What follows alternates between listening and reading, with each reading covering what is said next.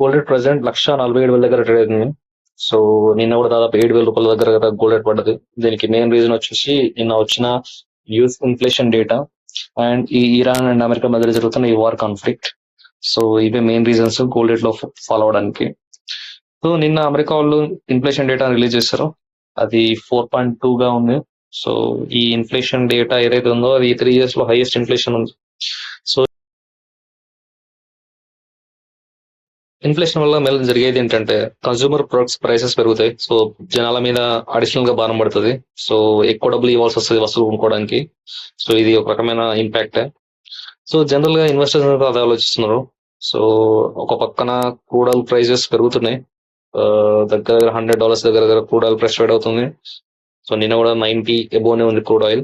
So crude oil తగ్గితే గానీ ఈ కన్స్యూమర్ ప్రొడక్ట్స్ ప్రైసెస్ తగ్గవు. సో ఇంకో సైడ్ ఆలోచిస్తేనేమో యుఎస్ అండ్ ఈ ఇరాన్ మధ్యలో జరుగుతున్న ఈ వార్ ఇది కూడా కంక్లూజన్ కి రావట్లేదు.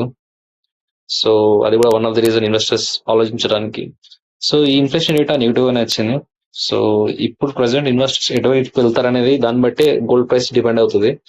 ఒకవేళ ఇన్వెస్టర్స్ అంతా డాలర్స్ మీద ఇంట్రెస్ట్ చూపెట్టి యుఎస్ బ్యాంక్స్ లో ఇన్వెస్ట్ చేద్దాం అనుకుంటే, ఒకవేళ US bank rate cut down చేయలేదు అనుకోండి, అప్పుడు వాళ్ళు బ్యాంక్ మీద ఇన్వెస్ట్ చేస్తారు. అప్పుడు బంగారం రేట్ ఇంకా పడుతుంది.